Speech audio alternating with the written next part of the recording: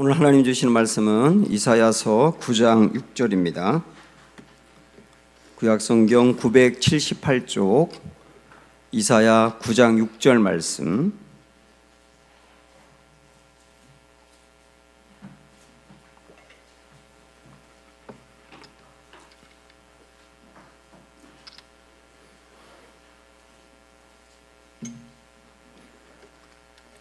이사야 9장 6절 우리 한 절인데요. 같이 읽겠습니다. 이는 한 아기가 우리에게 낳고 한 아들을 우리에게 주신 바 되었는데 그 어깨에는 정사를 메었고 그의 이름은 기묘자라 모사라 전능하신 하나님이라 영존하시는 아버지라 평강의 왕이라 할 것임이라. 아멘.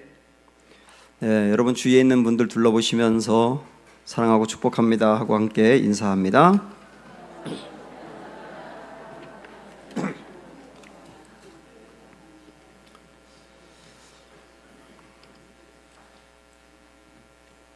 네, 복음서를 마태, 마가, 누가, 요한복음이라고 하죠.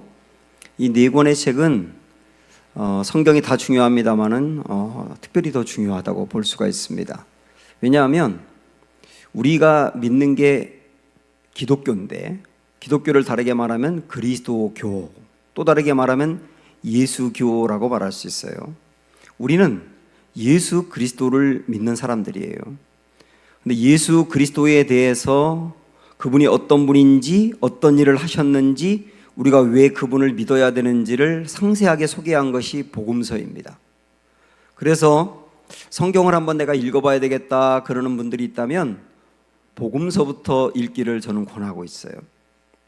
그런데 교회를 다니지 않는 분들 중에 또 교회를 다니는 이들 중에도 이 복음서가 허구가 아니냐 이렇게 생각하는 분들이 있어요. 이게 신화는 아니냐, 꾸며낸 이야기는 아니냐, 그렇게 의구심을 갖고 있는 분들이 있습니다. 만약에 복음서가 꾸며낸 이야기라고 한다면 우리가 예수님을 믿어야 될 이유가 없지요. 이 자리에서 예수님께 예배할 필요가 없습니다. 그래서 복음서가 실제인가? 꾸며낸 이야기가 아니라 실제 맞나? 이걸 알아내는 것은 굉장히 중요합니다. 물론 교회를 오래 다니면 당연히 하나님의 말씀이죠 라고 쉽게 받아들이지만, 그러나 이거를 문학적인 기법과 과학적인 접근법으로 이 복음서가 실제인 것을 알아낼 방법은 없는가, 그런 생각을 가질 수 있잖아요. 제가 이번 달에 추천했던 예수는 역사다라고 하는 책에 보면 복음서가 실제인 과학적인 접근법 그리고 문학적인 접근법을 하고 있어요. 몇 가지를 말씀을 드리면, 우선 어떤 그 고대의 문서가 있다고 할 때 이 고대의 문서가 실제냐 아니면 허구냐라고 하는 것을 구분하는 중요한 기준 중에 하나는 실제 어떤 사건이 있었고 그 사건에 대한 기록을 했는데 실제 사건과 사건에 대한 기록의 시간차가 얼마나 짧으냐를 보셔야 된다는 거예요. 어떤 인물에 대해서 전기를 썼다고 하면 그 인물이 실제 있었던 때와 그 전기라고 하는 책이 나온 때가 얼마나 가까우냐, 그걸 봐야 된다는 거예요. 우리 예수님은 이 땅에 활동을 하시다가 돌아가신 때가 대략 AD 30년에서 33년 정도로 보거든요. 그리고 예수님이 돌아가시고 난 다음에 예수님이 하셨던 말씀과 예수님이 행하신 행적을 기록한 복음서 중에 제일 먼저 나온 것이 마가복음인데요. 마가복음이 AD 60년에 나왔습니다. 그 이후에 마태복음, 누가복음, 요한복음이 10년 정도 사이에 계속 나왔어요. 그러니까 실제 예수님이 있었던 때와 예수님에 대해서 기록한 복음서의 시간차는 대략 30년에서 40년이 되는 겁니다. 이거는 고대 문서 중에서 굉장히 빠른 거라고 할 수가 있어요. 예를 들어서 우리가 다 알고 있는 알렉산더 대왕이 있지 않습니까? 알렉산더 대왕에 대해서 그의 전기가 나온 게 언제냐면 알렉산더가 죽고 난 뒤 500년 후에 나왔어요. 그거에 비하면 예수님에 대해서 기록한 복음서는 굉장히 빨리 나왔다고 할 수 있습니다. 그것은 왜 중요하냐면 이 전기가 빨리 나온 것은, 예수님에 대한 기록이 빨리 나온 것은 예수님을 보았던 사람들이 여전히 살아 있었다는 뜻이에요. 사람들이 살아있기 때문에 거짓말할 수가 없지 않습니까? 기록을. 그런 측면에서 이건 허구가 아니라 실제다라고 확인할 수가 있어요.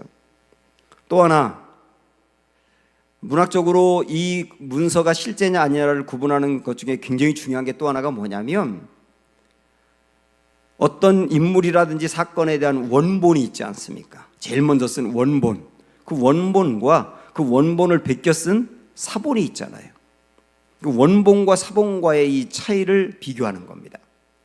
우선 이 원본에 대한 사본이 얼마나 빨리 쓰여졌느냐, 그 원본과 사본의 시간차가 얼마나 짧으냐, 그거에 따라서, 또 하나는 사본의 숫자가 얼마나 많으냐, 그거에 따라서, 또 하나는 원본과 사본의 내용에 차이가 없느냐 있느냐, 그리고 사본들과 사본들 사이에는 또한 차이가 없느냐, 이런 것들을 종합적으로 분석해 보면서 이게 실제냐 아니냐를 판단하고 있거든요.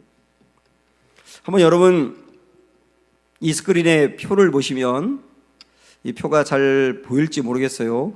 제가 설교하면서 처음으로 이 표를 올려봤는데, 여기에 보면 6개 문서, 고대 문서를 제가 정리를 해놨는데, 첫 번째로 헤로도투스라고 하는 사람이 쓴 역사라는 책이 있습니다.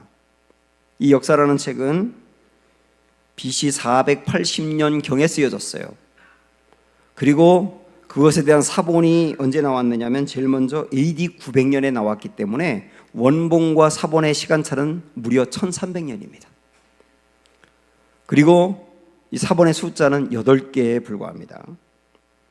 타키투스라는 사람이 쓴 로마 제국의 역사라는 책이 있는데, 그 책은 AD 116년에 쓰여졌고 사본이 AD 850년에 나왔기 때문에 그 원본과 사본의 시간차는 700년이 넘습니다. 그리고 사본의 숫자는 20개에 불과합니다. 그 다음에 유대인의 전쟁이라고 하는 책을 쓴 요세푸스가 있는데요, 이 책은 AD 100년경에 쓰여졌고 사본이 나온 것은 AD 1000년이기 때문에 원본과 사본의 차이는 900년이에요. 그리고 사본의 숫자는 알려지지 않고 있습니다.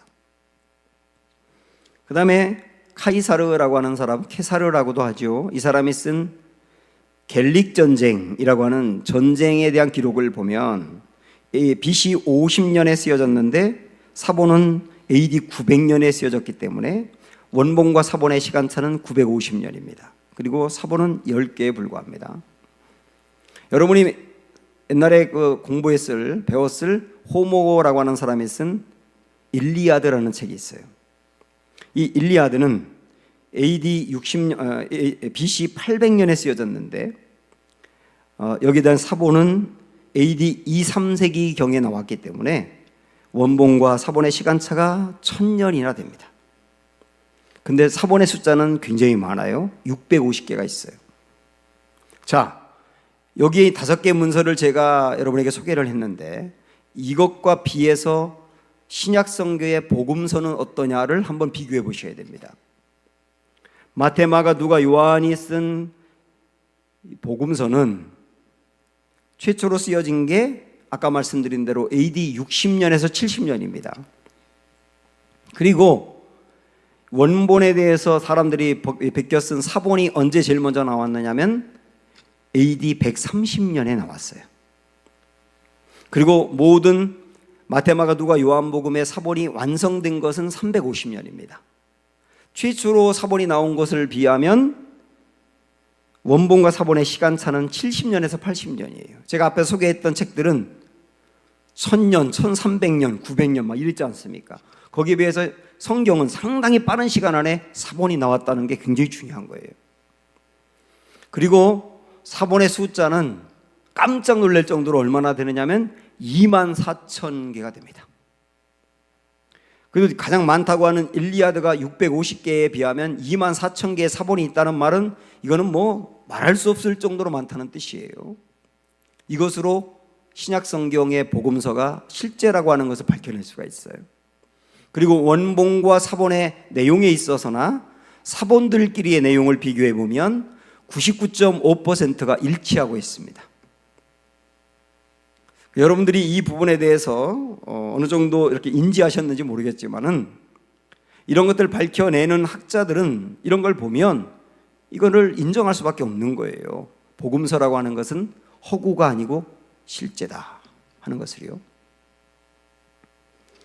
그래서 복음서가 실제라고 한다면 복음서 안에 있는 사건도 실제이며 예수님이 하신 말씀도 실제라는 얘기 아닙니까? 그게 얼마나 중요한 얘기입니까? 예수님이 당신이 돌아갈 것을 말씀하시면서 예수님의 죽음을 뭐라고 말씀했느냐면, 자 한번 보세요. 마가복음 10장 45절에 보면 시작. 인자가 온 것은 섬김을 받으려 함이 아니라 도리어 섬기려 하고 자기 목숨을 많은 사람의 대속물로 주려 함이니라. 우리 예수님은 당신의 죽음을 뭐라고 말씀했느냐면 일반적인 사람들의 죽음과 같지 않고 대속물이다라고 말했어요. 대속물이라고 하는 것은 대신 죽은 제물이 된다는 뜻인데, 죄가 없는 예수님이 죄인들이 죄로 인하여 멸망받고 그 다음에 영생을 얻지 못하는 것을 긍휼히 여기셔서 당신이 대신 죽으셨다. 그래서 죽어야 될 많은 죄인들이 살 길을 열어주셨다, 이 말씀 아닙니까? 그래서 우리가 복음서가 사실이라는 것을 믿는다면 여기에 있는 이 말씀도 사실인 게 분명하니 우리 예수님이 십자가에서 돌아가심으로 말미암아 우리가 살 길이 열린 것도 여러분 믿으셔야 되는 거예요. 또 하나 우리가 잘 알고 있는 요한복음 3장 16절 볼까요? 시작. 하나님이 세상을 이처럼 사랑하사 독생자를 주셨으니 이는 그를 믿는 자마다 멸망하지 않고 영생을 얻게 하려 하심이라. 자, 예수님을 믿는 자마다, 그는 예수님이니까요, 예수님을 믿는 자마다 어떻게 된다고요? 멸망하지 않고 영생하고 구원받는다고요. 복음서가 사실이라고 한다면 예수님이 하신 이 말씀도 사실이고 이 말씀이 사실이기 때문에 예수님을 믿으면 멸망하지 않고 영생 얻는다는 것도 사실인 거예요. 하나 더 우리가 또 잘 알고 있는 요한복음 14장 6절을 보면 시작. 예수께서 이르시되 내가 곧 길이요 진리요 생명이니 나로 말미암지 않고는 아버지께로 올 자가 없느니라. 우리 예수님이 길이요 진리요 생명이라 그랬어요. 길인데 그냥 여기서 길 정도가 아니라 the way, 바로 그 길, 바로 그 길, 이 세상에서 행복하게 살 수 있는 바로 그 길, 하나님을 만날 수 있는 바로 그 유일한 길, 그분이 예수님이 되신다는 뜻이고, the way뿐만 아니라 the truth, 바로 그 진리. 어떤 진리입니까? 사람이 어디서 왔고 어떻게 살아야 하며 어디로 가야 되는지를 정확히 알려주는 바로 유일하신 분이 예수님이시라는 뜻이에요. 진리니까요. 그리고 the way, the truth and the life, 생명이다. 바로 그 생명이다. 영생할 수 있는 바로 그 생명, 다른 데는 생명이 없고 예수님을 통해서만 생명이 있다, 그렇게 말씀했지 않습니까? 그래서 예수님이 영생한 것처럼 그분을 믿으면 우리 또한 영생한다는 것을 말씀하는 게 이 본문 아닙니까? 그래서 복음서가 사실인 것을 믿는다면, 이 말씀이 사실이고 이 말씀이 사실인 걸 믿는다면 여러분의 인생은 길이요 진리요 생명이신 예수님 때문에 영생이 열리는 거예요. 그래서 우리가 성경을 보더라도 이 성경이 실제라고 하는 것을 알고 볼 때 굉장히 달라지거든요. 만약에 신약에 있는 복음서가 사실이라고 한다면, 우리 그걸 밝혔기 때문에 사실이지 않습니까? 그렇다고 한다면 구약도 사실인 거예요. 왜냐하면 구약과 신약은 뗄 수 없는 밀접한 연관이 있습니다. 왜 구약이라고 하느냐 하면 오래된 약속이기 때문이에요. 어떤 약속이냐? 구약에 굉장히 많은 말씀이 있습니다만은 구약에서 가장 중요한 말씀은 오실 메시아 그리스도에 대해서 예언한 거예요. 그런데 이 구약에 오실 예수님에 대해서 예언한 구절이 300개가 넘습니다. 그 300개가 넘는 구절도 시간적으로 500년 정도 동안 수많은 사람들이 여기서 이곳에서 쓴 사람도 있고 이곳에서 쓴 사람도 있는데, 그 시간이 500년 정도의 많은 다양한 사람들이 오실 예수님에 대해서 300개 이상의 예언의 말씀을 받아서 수록한 것이 구약이란 말이에요. 그리고 구약에서 300개 이상의 예언이 예수님에게서 전부 다 성취가 된 게 신약의 복음서예요. 300개 이상이 되는 많은 말씀이 성취가 되었는데요, 그 중에서 29개의 말씀은 예수님이 돌아가시는 날 하루에 다 이루어졌습니다.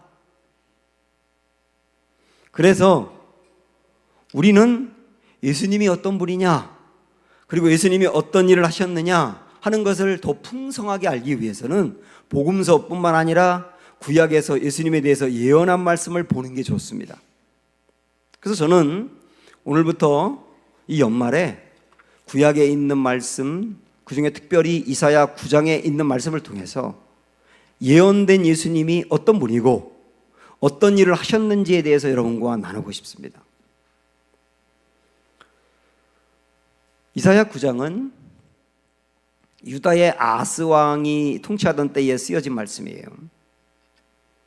그 이사야가 거기서 주님의 계시를 받고 쓴 말씀인데, 아하스가 통치할 때 당시에 유다라고 하는 나라는 어떤 상태였느냐 한번 보실까요? 1절과 2절 보시면, 자, 시작. 전에 고통받던 자들에게는 흑암이 없으리로다.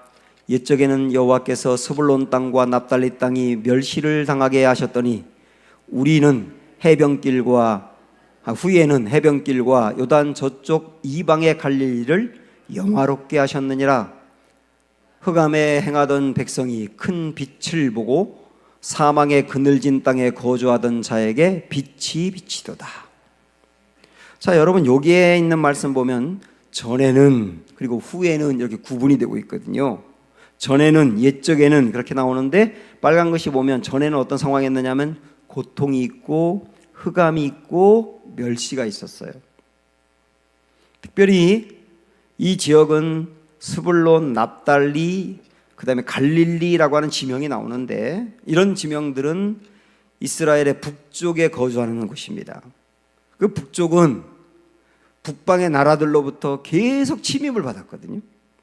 그래서 농사지면 뺏기고요, 사람이 잡혀가고요, 사람이 죽고요, 그러다 보니까 아주 힘든 지역이고, 그리고 그 지역에 아수르라고 하는 나라가 쳐들어와서 그 지역을 초토화시켰어요. 그래서 그것을 가리켜서 고통과 흑암이 있다 이렇게 말하는 겁니다.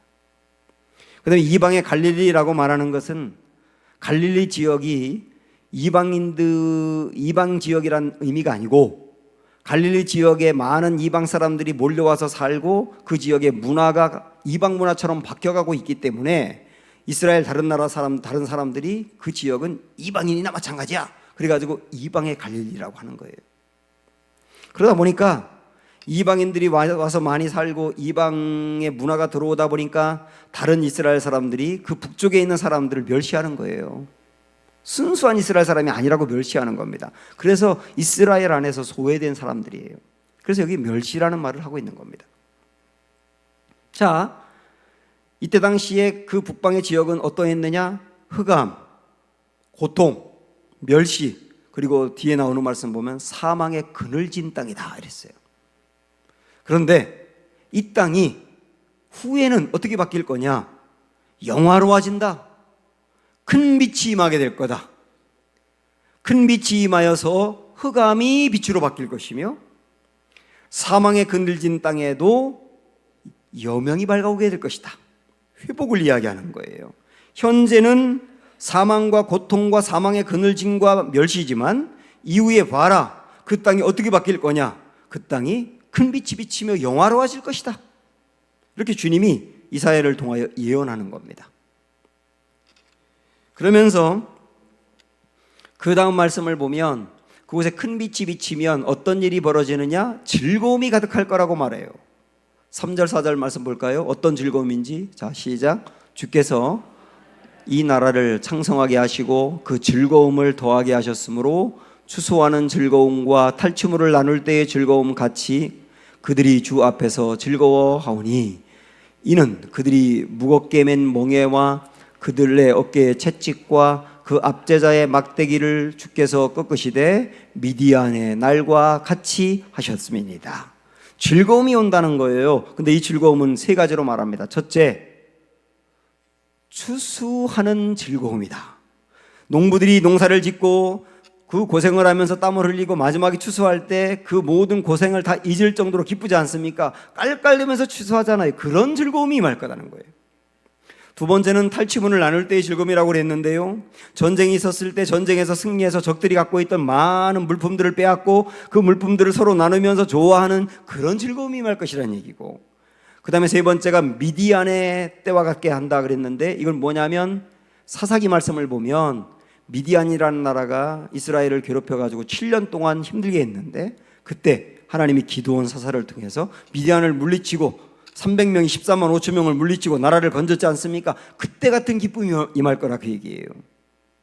이 세 가지 기쁨은 지금 현재의 상태가 흑암이고 고통이고 사망에 그늘진 것 같은 안타까운 상황이지만, 하나님의 은혜가 임하면 이거와 완전히 다른 즐거움이 임할 거라고 말씀합니다. 자, 이 말씀은요, 이 말씀을 읽고 듣고 있는 여러분에게도 예언으로 주시는 거예요. 지금 우리의 삶 중에 흑암 같은 삶이 있나요? 지금 우리의 삶이 육신으로나 내 마음으로나 어두컴컴한 인생을 살고 있는 분들이 있나요? 내가 계속 죄에 눌려있고 죄에 빠져버리며 영원히 흑암 같은 사람이 있나요? 그래서 나의 지금 현재의 상태를 보면 사망에 그늘진 것 같아요 라고 안타까워하는 분들이 있나요? 그분들에게 오늘 주님의 소망으로 주시는 말씀이 뭐냐면 그들의 인생에 즐거움이 임한다는 거예요. 큰 빛이 임할 거라고 말씀합니다. 이게 오늘 우리에게 주시는 소망이에요. 그런데 중요한 거는 언제 그런 일이 일어난다고 말씀할까요? 우리 인생에 큰 빛이 임하는데, 즐거움이 임하는데 언제 임한다고 하나요? 6절로 넘어가 보시면 이렇게 말씀합니다. 이는 한 아기가 우리에게 낳고, 언제 임한다고요? 아기가 태어날 때. 언제 우리 인생에 즐거움이 찾아온다고요? 아기가 태어날 때요. 언제 흑암이 물러간다고요? 아기가 태어날 때요. 그 여기서 말하는 아기가 누구냐는 거예요.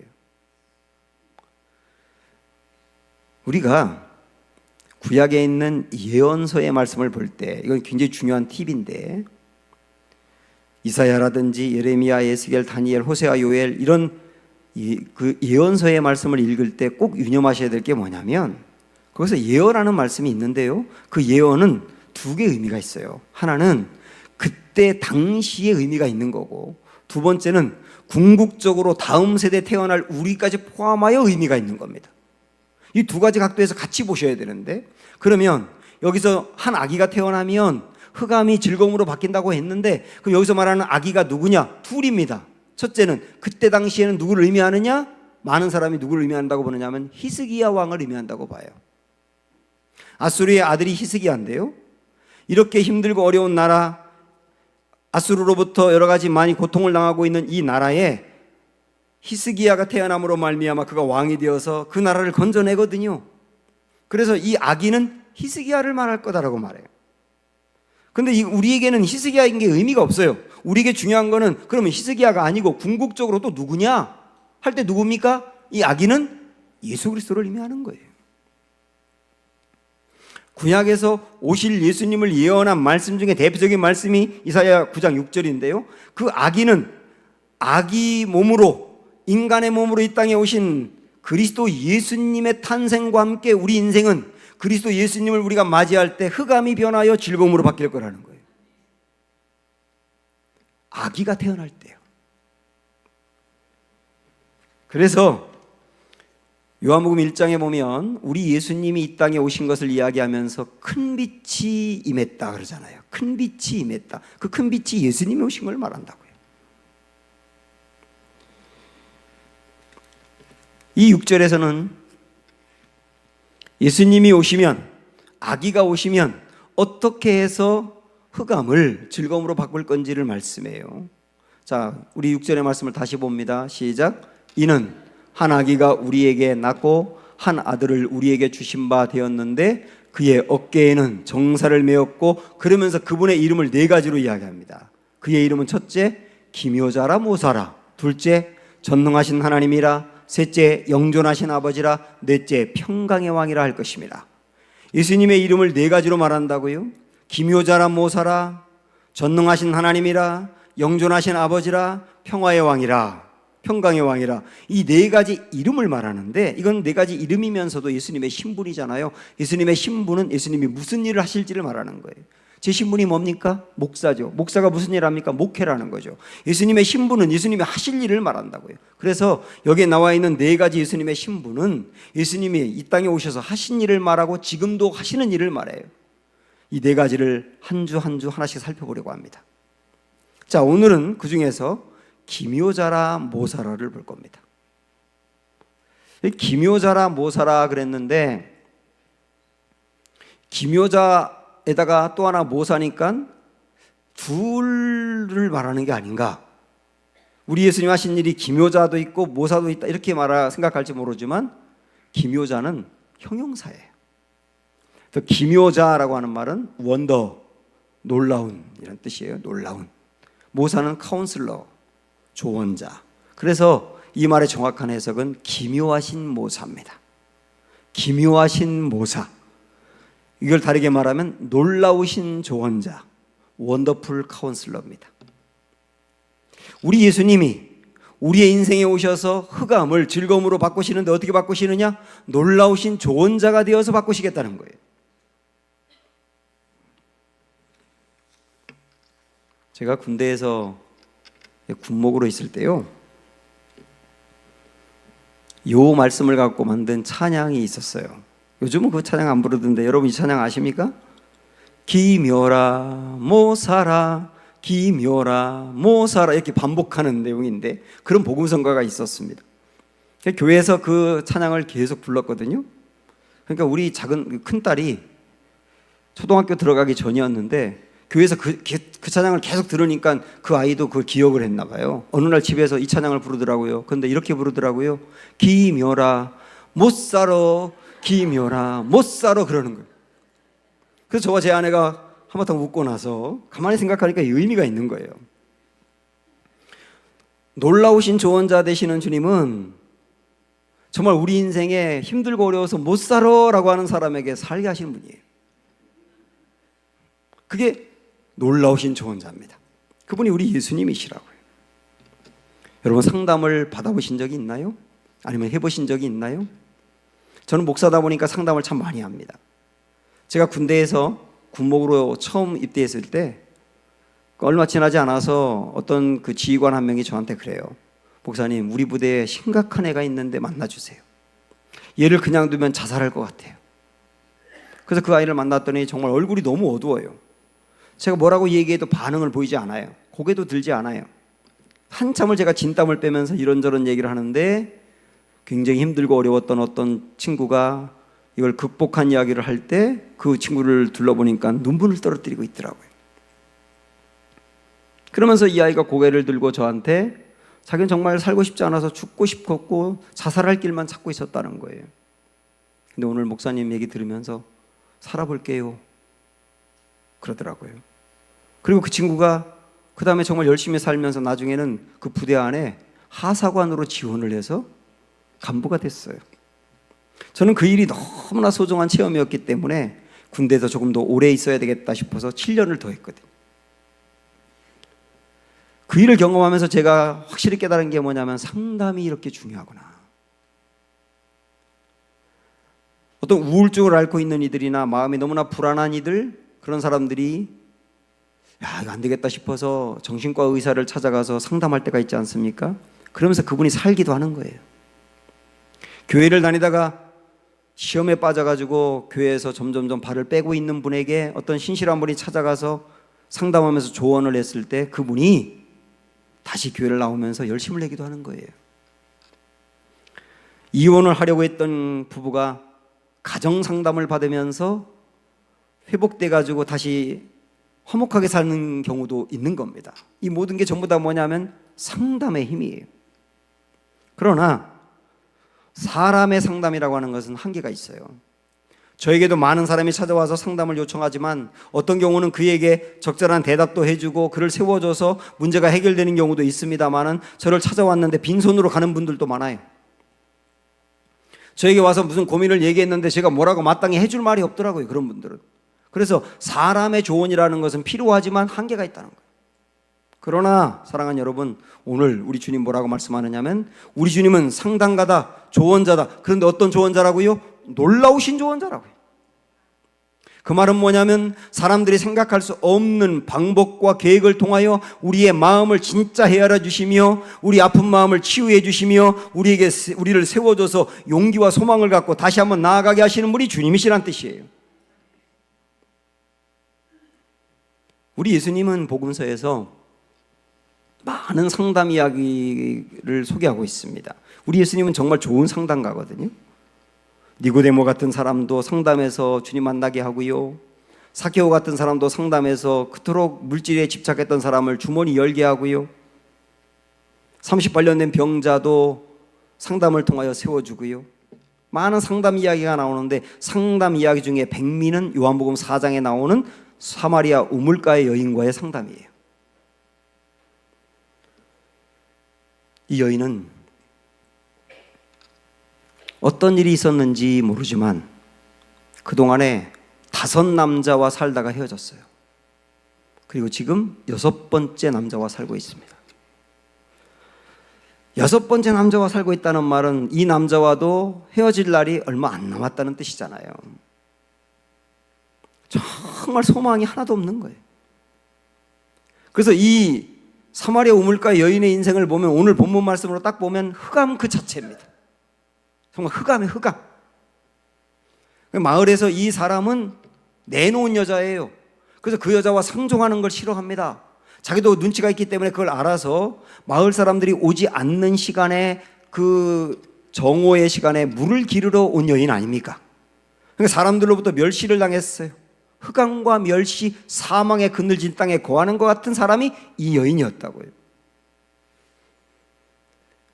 우리 주님이 그 여인을 찾아가서 우물가에서 기다리고 있다가 만납니다. 그리고 그 여인에게 물을 달라고 말을 해요. 물을 달라고 말하는 것부터 이렇게 대화가 시작이 되어서 대화의 주제는 뭐냐면 목마름에 대한 이야기를 합니다. 목마름. 왜 그런지 아세요? 지금 이 여인의 가장 큰 문제는 목마름이 해결되지 않은 거예요. 이 내면의 목마름이 있는데 이게 해결되지 않은 겁니다. 이 여인은 착각을 했어요. 좋은 남자를 만나면 해결될 거라고 생각해서 이 남자 만나보고 요 남자 만나보고 또 다른 유형의 남자를 만나봤지만 아무리 다른 사람을 만나도 마음의 목마름이 해결되지 않는 거예요. 우리 예수님은 이 여인의 가장 근본적인 문제가 내면의 목마름이 해결되지 않은 것을 알고 그 여인의 목마름을 해결할 길을 찾아주지 않습니까? 그게 뭐냐면 바로 당신 앞에 있는 나를 믿어야 한다. 나를 믿으면 나는 당신이 영원히 목마르지 아니할 영생을 주고 당신의 가장 갈급한 마음의 문제를 해결할 거다. 그러면서 이 여인이 숨겨두고 있는 이야기, 자기의 가장 큰 약점, 그걸 주님이 건드리세요. 당신 남편 데려오세요. 여인은 깜짝 놀라는 거예요. 그 이야기만은 하고 싶지 않은데요. 그래서 내 남편을 내려와라 라고 하는 말 때문에 예수님과 그 여인 사이에 긴장관계가 형성되거든요. 그러나 숨겨둔 그 문제가 드러나지 아니하면 해결되지 못하기 때문에 주님은 그 문제를 꺼내신 거예요. 결국 그 문제를 꺼내면서 근본적으로 여인의 마음을 헤아리시며 회복시켜줘요.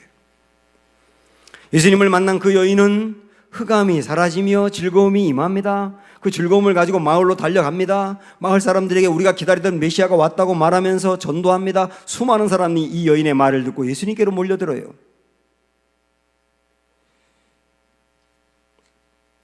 정말 우리 예수님은 한 사람 한 사람 마음에 가장 근본적인 문제가 무엇인지를 알고 있고 그 근본적인 문제를 어떻게 해결해야 될지 알고 있고 그 길을 제시하는 분이세요. 그래서 우리 주는 뭐라고 말하냐면 놀라우신 조언자라고 말하는 겁니다. 오늘 우리가 그 주님을 만나셔야 돼요. 제가 대전에서 우리 교회로 부임할 때 가장 헤어지는 걸 섭섭해했던 자매가 있었습니다. 30대 중반쯤 되는 자매였는데 저에게 길게 글을 남겨놨어요. 그 자매는 청소년기 굉장히 방황을 많이 했고 결혼하고 나서도 사는 게 너무나 어렵고 결혼하고 나서도 방황을 계속하고 그래서 그 자매는 굉장히 아슬아슬한 상태였어요. 사는 게. 근데 어느 빌라에 새 들어 살았는데 그 빌라의 주인이 권사님이었거든요. 그 권사님이 이 자매를 보면서 딸같이 여기며 도와주다가 교회로 데려나와서 제가 목회하던 교회의 교인이 된 거예요. 근데 그 자매가 저에게 남겨진 글에 보면 자기가 그렇게 방황하며 힘들게 정말 소망 없이 살았었는데 목사님이 설교 중에 했던 말씀이 저를 살렸어요 라고 하면서 두 가지 이야기를 하더라고요. 제가 왜 이 말씀을 여러분에게 드리느냐 하면 설교는 놀라우신 조언자께서 여러분을 상담하는 시간이에요. 이 자매가 첫 번째 한 말이 뭐냐면 자기가 설교를 듣는데 제가 이런 말을 했답니다. 구겨진 종이가 멀리 날아간다. 이렇게 쫙 펴져 있는 종이를 날리지 않습니까? 그러면 얼마 안 날아가요. 그러나 이 종이를 구겨서 날리면 멀리 가는 거예요. 야, 나의 인생은 구겨진 종이 같았는데, 지금까지 나의 인생은 꼬깃꼬깃 구겨진 종이와 같았는데 그런 종이가 더 멀리 날아갈 수 있다고? 그럼 나 구겨진 종이 같은 나의 인생도 소망이 있단 말이야. 이게 이 자매의 마음을 연 거예요. 또 하나의 말씀이, 제가 사과 씨 이야기를 했었거든요. 사과 하나에는 몇 개의 씨가 있는지 셀 수 있다. 그러나 사과 씨 하나에 몇 개의 사과가 있는지 아무도 모른다. 그렇지 않습니까? 사과가 하나 있다고 할 때 이 사과를 쪼개면 그 안에 씨가 몇 개 있는지 셀 수 있잖아요. 그러나 그 씨 중에 하나를 심었을 때 거기서 사과 나무가 올라오고 그 사과나무가 때가 되면 열매를 맺을 거예요. 그 열매가 어마어마하게 많지 않습니까? 그 열매를 또 쪼개면 그 안에 엄청난 씨가 많지 않습니까? 그 씨들을 다 심으면 또 다른 사과 열매가 맺어질 거예요. 그렇게 앞으로 계속 맺고 또 맺고 맺고 또 맺을 그 사과의 열매는 숫자를 셀 수가 없는 거죠.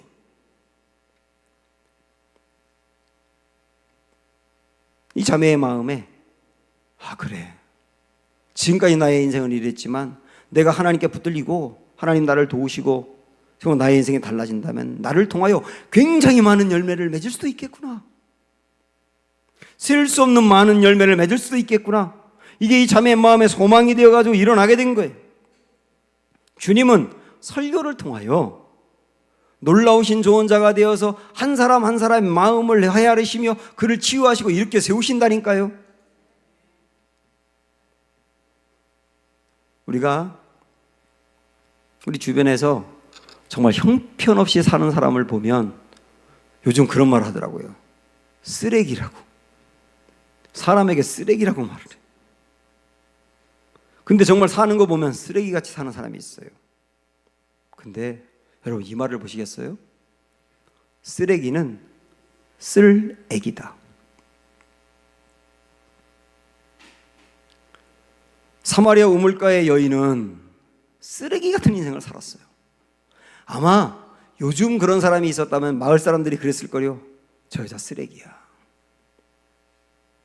그런데 그 여인이 예수님을 만나니까요, 예수님이 그 사람을 쓰시는 하나님의 아기로 만드는 거예요. 마을에 가가지고 마을 사람들에게 예수님을 소개하고 전도해서 많은 사람을 구원받도록 인도하는 하나님이 쓰시는 사람이 되지 않습니까? 정말 쓸 애기가 된 거래요. 놀라우신 조언자이신 주님을 만나고 주님 앞에 다듬어지고 주님 앞에 회복이 된다면 우리 어느 누구든 흑암이 즐거움으로 변하듯 이렇게 변할 수 있는 걸 여러분 믿으시고 소망하셔야 되는 거예요. 만약에 이상하게 내가 마음에 자꾸 우울증이 있고 사는 게 무력하고 살고 싶은 마음이 하나도 없다, 그렇게 생각이 되면 여러분 이거 어떻게 하면 됩니까? 일단 나에게 심각한 문제가 있다는 것을 인정하셔야 되는 거예요. 내가 치유받아야 돼, 내게 치유가 필요해 라고 하는 것을 첫째로 인정하셔야 돼요.